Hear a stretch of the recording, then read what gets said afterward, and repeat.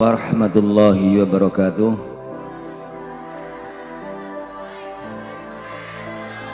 Hadirin dan hadirat yang dirahmati Allah, karena sampai saat ini kula niki sering ditakoni tentang kewafatane Romo Kyai Haji Ahmad Rafiq Malik.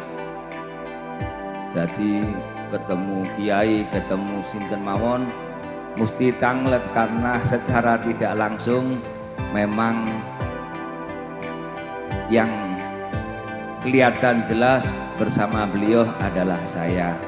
Mungkin kula ngasih kisah 3 menit nggih.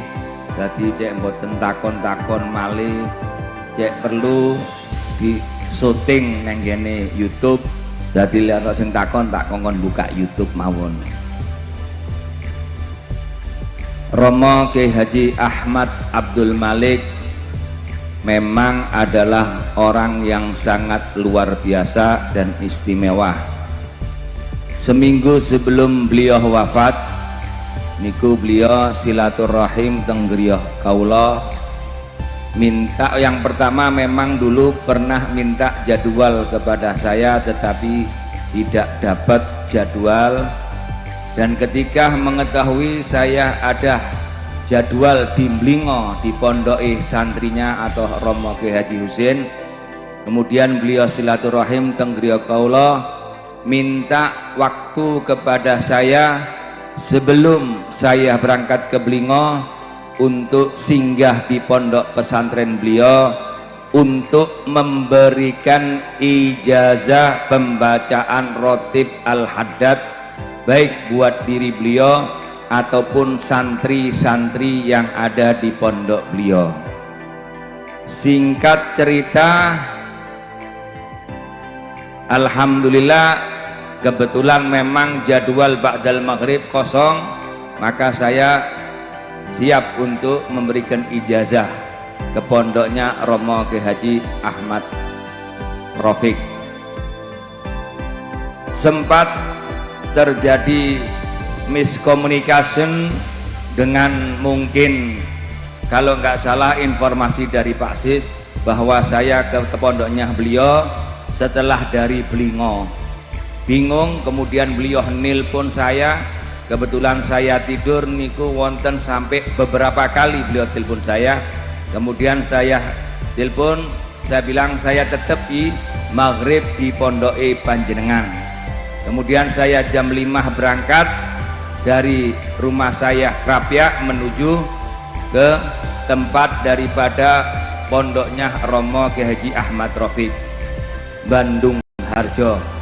Kemudian beliau meminta supaya saya nantinya mengimami sholat maghrib di pondok beliau, tetapi karena memang perjalanannya lumayan jauh dan keadaan jalan di Jepara masih banyak lobang-lobang, jadi ora iso ngebut kendaraan ini. Sampai akhirnya kita minta supaya yang di sana sholat maghrib terlebih dahulu, dan ketika saya sampai di sana akan saya sholat maghrib bersama rombongan yang bersama saya. Dan setelah sampai di sana saya bertemu dengan beliau, saya nggak ngeh, orang ngerti kalau itu Kyai Rafiq pertama. Setelah masuk di rumahnya, duduk sama beliau, loh Yi, niki panjenengan toh Yi, kok tambah enom tambah ganteng. Memang kelihatan ganteng dan kelihatan mudah sekali. Kemudian saya sholat maghrib berjamaah dengan rombongan. Setelah itu diminta untuk makan. Setelah makan saya izin kamar mandi, diperintahkan untuk masuk ke dalam rumahnya, ke tempat dia. Kemudian memasang saya pakai imamah terlebih dahulu. Kemudian terbesit di dalam hati untuk memberikan ijazah imamah seperti yang saya pakai saat ini kepada Kyai Ahmad Rafiq, dengan niatan menghidupkan sunnah Rasul yang telah banyak ditinggalkan. Jam 7 tepat kalau wau kula diparingi imamah kalih habibipun yang memakaikan ke kepala saya, itu juga beliau langsung tadi. Shallallahu ala Muhammad. Saya bilang, Yi, ayo ngurip-nguripi sunnah Rasul yang sudah banyak ditinggalkan, di antaranya memakai imamah. Dan imamah ini adalah pakaian orang-orang yang bertakwa dan pakaiannya orang-orang aulia wassolihin. Semoga kita termasuk orang-orang yang bertakwa dan daripada orang-orang yang soleh, saya bilang begitu. Kemudian kita ijazahkan. Setelah selesai ijazah menuju ke majelis beliau, ternyata azan isya. Ketika azan isya beliau ngomong, "Bib, sholat dulu, panjenengan yang ngimami." Setelah selesai sholat isya, karena kita juga ada kebiasaan setelah sholat isya moco surat Al-Muluk Tabarok. Kemudian saya sama Romo Kiai Ahmad Rafiq dan juga santri membaca surat Al-Muluk dengan niatan agar dibebaskan daripada fitnah kubur, daripada siksa kubur. Kemudian setelah selesai membaca surat Tabarok, kita membaca Wirdus Sakron. Setelah membaca Wirdus Sakron, kemudian membaca Rotib Al-Habib Abdullah bin Alwi Al-Haddad dengan tujuan utama saya sama beliau agar menjadi orang-orang yang akhir hayatnya husnul khotimah. Kemudian setelah selesai semua dan selesai ijazah, saya mau pamit pulang, nggak boleh sama Kiai Ahmad Rafiq karena saya masih ada acara di Blingo. Bib, saya minta asyrokol rin. Kemudian berdiri asyrokol.